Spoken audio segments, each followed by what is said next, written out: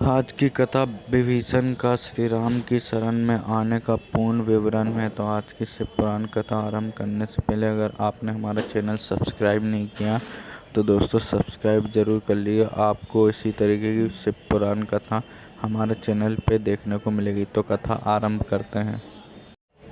रावण से अपमानित होकर विभीषण अपने 4 भयंकर तथा पराक्रमी अनुचरों के साथ आकाश मार्ग से 2 ही घड़ी में उस स्थान पर आ गए जहां लक्ष्मण सहित श्री राम विराजमान थे। बुद्धिमान महापुरुष विभीषण ने आकाश में ही स्थित रहकर सुग्रीव तथा अन्य वानरों की ओर देखते हुए उच्च स्वर से कहा, हे वानरराज, मैं लंका के राजा रावण का छोटा भाई विभीषण हूँ। मैं रावण के उस कृत्य से सहमत नहीं हूँ जो उसने सीता जी का हरण करने किया है। मैंने उसे सीता जी को लौटाने के लिए अनेक प्रकार की समझाया, परंतु उसने मेरी बात न मान कर मेरा अपमान किया और मुझे लंका से निष्कासित कर दिया। इसलिए अब मैं यह श्री राम जी की शरण में आया हूँ। आप उन्हें मेरे आगमन की सूचना भिजवा दें।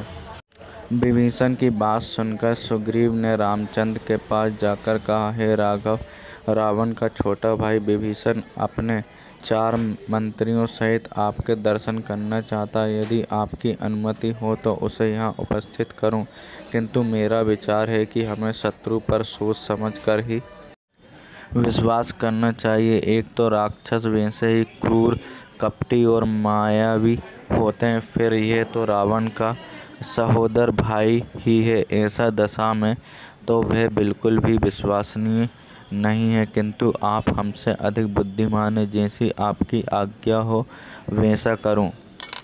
सुग्रीव के तर्क सुनकर रामचंद्र जी बोले, हे वानरराज, आपकी बात सर्वथा युक्ति संगत और हमारे हित में, परंतु नीतिज्ञ लोगों ने राजाओं के 2 शत्रु बताए हैं। एक तो उनके कुल के मनुष्य और दूसरे उनके राज्य के सीमावर्ती क्षेत्रों पर शासन करने वाले अर्थात पड़ोसी शासक। ये दोनों उस समय किसी राज्य पर आक्रमण करते हैं जब राजा किसी व्यसन अथवा विपत्ति में फंसा हुआ होता है। तो विभीषण अपने भाई को विपत्ति में पड़ा देखकर हमारे पास आया है। वह हमारे कुल का नहीं है, हमारे विनाश से उसे कोई लाभ नहीं होगा। इसके विपरीत यदि हमारे हाथों से रावण मारा जाएगा तो वह लंका का राजा बन सकता है। इसलिए यदि वह हमारी शरण में आता है तो हमें उसे स्वीकार कर लेना चाहिए।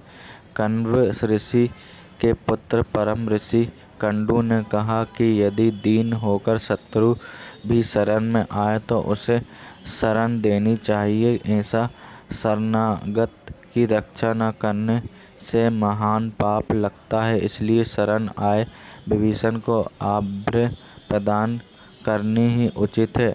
अतः तुम उसे मेरे पास ले आओ।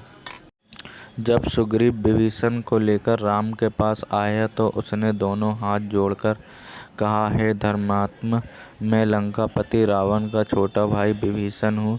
यह जानकर मैं आपकी शरण में आया हूँ कि आप शरणागत वत्सल हैं, इसलिए आप मुझ शरणागत का उद्धार कीजिए।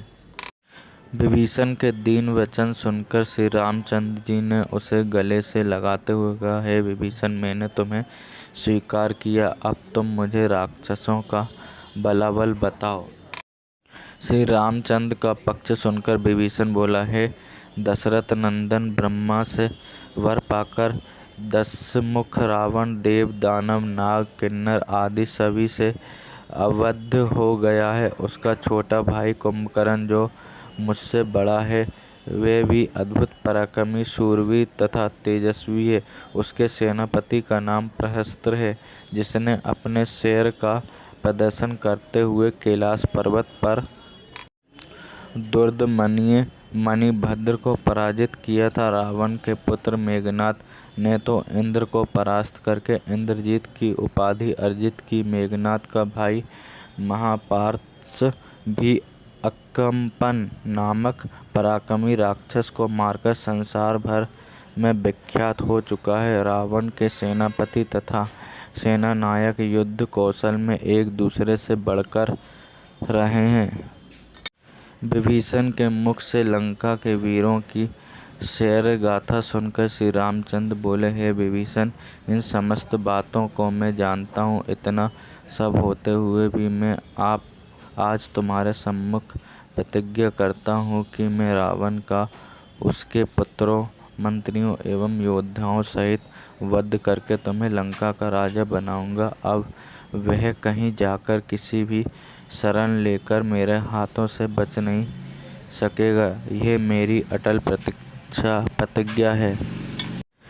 श्री रामचंद्र जी की प्रतिज्ञा सुनकर विभीषण ने उनके चरण स्पर्श करके कहा, हे राघव, मैं भी आपके चरणों की शपथ लेकर प्रतिज्ञा करता हूँ कि मैं रावण को उसके वीर योद्धाओं सहित मारने में आपकी पूरी सहायता करूँगा। विभीषण की प्रतिज्ञा सुनकर रामचंद्र जी ने लक्ष्मण से समुद्र का जल मंगवाया और उससे विभीषण का अभिषेक करके संपूर्ण सेना में घोषणा कर दी कि आज से महात्मा विभीषण लंका के राजा हुए।